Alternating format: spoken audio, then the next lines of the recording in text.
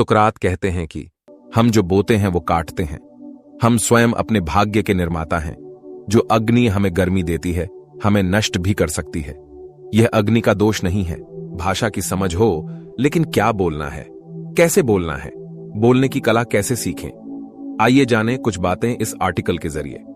प्रभावशाली तरीके से बोलना आज के समय में जरूरी है, तभी आपको नोटिस किया जाएगा। आप चाहे कोई भी भाषा जानते हो, लेकिन आप प्रभावशाली ढंग से अपनी बात को नहीं रख सकते हैं तो आप सफल नहीं बन सकते हैं। बोलने की कला। बोलना एक कला है। Speaking of art. बहुत लोगों को अधिक जानकारी होती, लेकिन बोलने की कला उनके अंदर नहीं होता है। इसलिए ऐसे लोग प्रभावशाली ढंग से अपनी बात नहीं रख पाते हैं। यदि आप प्रभावशाली ढंग से अपनी बात नहीं रख पा रहे हैं तो आपको काफी नुकसान होता है। जैसे आपका जरूरी काम प्रभावित होता है। अपनी बात ना समझा पाने के कारण इंसान कुंठित हो जाते हैं। आर्थिक प्रगति नहीं होती है।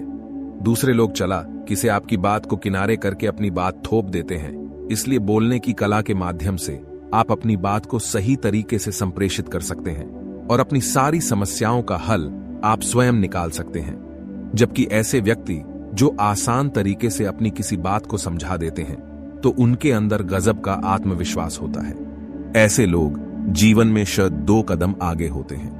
आप देखते हैं कि YouTube, इंटरनेट की दुनिया में लोग किस तरह से अपनी बातें आसानी से समझा देते हैं। ऐसे लोग बहुत तेजी से तरक्की करते हैं।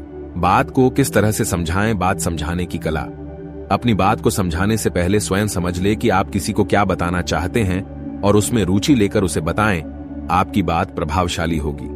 अपनी बात को अच्छी तरीके से समझ आएंगे तभी दूसरे की नजर में उस बात की कीमत होगी। इसलिए बोलने की कला सीखना जरूरी है। मान लीजिए कि आपको अपने बॉस से छुट्टी लेनी है, तो आप एक प्रोफेशनल की तरह हमसे बात कीजिए और अपनी समस्या बताते हुए छुट्टी लीजिए। मान लीजिए किसी सहकर्मी से आपको मदद चाहिए, तो आप विनम्र स्वभाव से उसे मदद करने के लिए कहिए और उसे विश्वास दिलाइए जब उसे मदद की जरूरत होगी तो आप भी उसकी मदद करेंगे। बात में विनम्रता एक बड़ी कला होती है। सकारात्मकता आप बात करने के लिए प्रेरित करता है। बोलने के लिए जानकारी जरूरी। अगर आपके पास ढेर सारा इंफॉर्मेशन होगा तो आप किसी भी टॉपिक पर अच्छा बोल सकेंगे। इससे आपका कॉन्फिडेंस लेवल बढ़ता है। आधी अधूरी जानकारी लेकर बोलने से आप किसी टॉपिक पर अच्छा नहीं बोल सकते हैं। इसलिए जब भी आपको बोलना है तो आप उस विषय से संबंधित छोटे छोटे पॉइंट्स बना लें जो आपको काम आता है। अक्सर लोग भाषण देने के लिए मंच पर जाते हैं तो उनका जबान लड़खड़ा जाता है या फिर वह अपना भाषण भूल जाता है। यह इसलिए होता है कि आपने पहले से कोई तैयारी नहीं की है। आपको बोलने की प्रैक्टिस करनी चाहिए। भाषण देने से पहले विषयों के बारे में अच्छी तरीके से रिसर्च करके जानकारी हासिल कर ले और फिर उन्हें छोटे छोटे पॉइंट्स में बांट दें।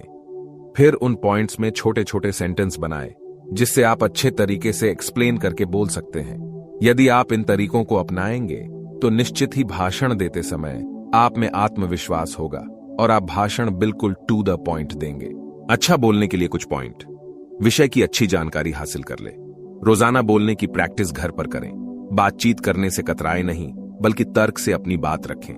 नए शब्दों के उच्चारण और उसके अर्थ को समझने की कोशिश रोजाना करते रहे। आपके विषय से संबंधित नई जानकारी देने वाली वेबसाइट या मैगजीन पढ़ते रहिए। इससे आप अपडेट होंगे। यदि आप किसी से बहस में हिस्सा लेते हैं, बुद्धिमानी से बात कीजिए। गुस्सा करेंगे तो लोगों की सोच आपके प्रति नकारात्मक हो जाएगी। कब आपको बोलना है या कब आपको चुप रहना है। जहां आपको जानकारी प्राप्त करनी है या सुनने से आपको फायदा हो रहा है, वहां पर आप काम बोले और अधिक बातें ग्रहण करें। ऐसी जगह जहां पर आपको बोलने का मौका नहीं दिया जा रहा है, तो वहां पर आपको सही अंदाज में बोलना चाहिए और पूरी सही तथ्यों तर्कों के साथ अपनी बात रखनी चाहिए ताकि किसी भी प्रकार की गलत सोच न बन जाए। बोलने की कला सीखने का एक महत्वपूर्ण हिस्सा है सुनने की क्षमता, जिसे अंग्रेजी में लिसनिंग स्किल्स कहते हैं। यह एक ऐसी क्षमता है जो आपको दूसरों की बातें समझने और सीखने में मदद करती है। सुनने की क्षमता न केवल अच्छे संवाद कौशल में मदद करती है, बल्कि यह आपकी सोचने की क्षमता, ज्ञान अर्जन करने की क्षमता और सामाजिक संवाद में भी सहायक होती है। यहां कुछ मुख्य तत्व हैं जो सुनने की क्षमता को समझने में मदद कर सकते हैं।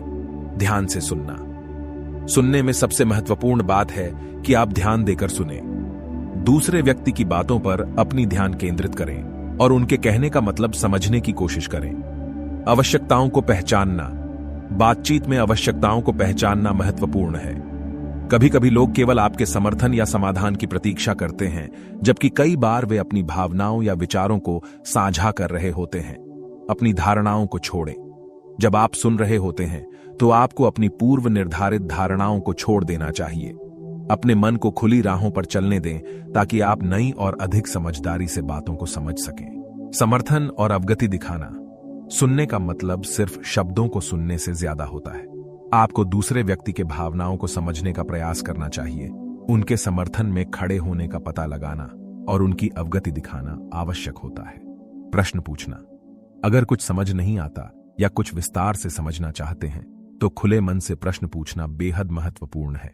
सुनने की क्षमता सीखने से आप अपने आसपास के लोगों के साथ मजबूत संवाद बना सकते हैं, नई जानकारी प्राप्त कर सकते हैं और अपनी व्यक्तिगत और पेशेवर विकास में मदद कर सकते हैं। बोलने की कला सीखना एक महत्वपूर्ण कौशल है जो हमारे व्यक्तिगत और पेशेवर जीवन में मदद करता है। यदि आप बोलने की कला में सुधार करना चाहते हैं तो बातचीत में भाग लेना एक महत्वपूर्ण कदम हो सकता है। 1. व्यावसायिक स्थितियों में आत्मविश्वास। अधिकांश पेशेवर स्थितियों में आत्मविश्वास और अच्छी बोलचाल की आवश्यकता होती है। यदि आप बातचीत में निपुण होते हैं तो आप विभिन्न प्रकार की स्थितियों में आत्मविश्वास पूर्ण रह सकते हैं और अच्छे तरीके से अपने विचारों को प्रस्तुत कर सकते हैं। 2. सामाजिक संबंधों की मजबूती। बातचीत में महिलाओं और पुरुषों के साथ अच्छे संबंध बनाने में मदद मिल सकती है। यह आपकी सामाजिक मिलनसर्गों को सुखद और सफल बना सकता है, जो आपके व्यक्तिगत और व्यावसायिक विकास में मदद करेगा। 3. नौकरी और पेशेवर मुद्दों में प्रभावकारी संवाद। व्यापारिक जगत में संवाद कौशल का महत्व अत्यधिक होता है। यदि आप बोलचाल में निपुण हैं तो आप सही तरीके से अपने मुद्दों को प्रस्तुत करने में सक्षम होंगे और सही समय पर सही तथ्य प्रस्तुत कर सकेंगे। 4. विभिन्न समृद्धि क्षेत्रों में स्थायिता। बोलचाल कौशल का मास्टर होने से आप विभिन्न क्षेत्रों में स्थायिता प्राप्त कर सकते हैं, चाहे वह विद्युत क्षेत्र हो, नौकरी मार्गदर्शन हो या किसी और क्षेत्र में आपका योगदान। आपकी बोलचाल क्षमता आपको ऊंचाइयों तक पहुंचा सकती है। 5. नए विचारों और दृष्टिकोणों की प्राप्ति।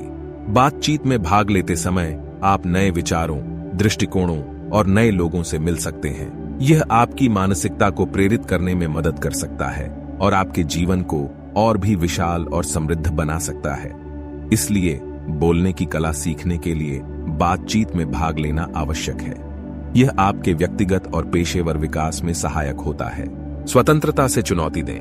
नए और विभिन्न स्थितियों में बोलने में न केवल आत्मविश्वास बढ़ता है, बल्कि यह आपको अलग अलग प्रकार के लोगों के साथ सही तरीके से संवाद करने की क्षमता प्रदान करता है। आत्म समीक्षा। आपके बोलने के प्रयास को समीक्षा करें और स्वयं को सुधारने के लिए समर्थित कदम उठाएं। आपके बोलने के पैटर्न को देखने से आप अपने कमियों को पहचान सकते हैं और उन्हें दूर करने का प्रयास कर सकते हैं। बोलने की कला को सीखने में समय और प्रयास लग सकता है, लेकिन यह स्वानुभव में सुधार करने में मदद कर सकता है और आपकी प्रोफेशनल और व्यक्तिगत जीवन में स्वागत बढ़ा सकता है।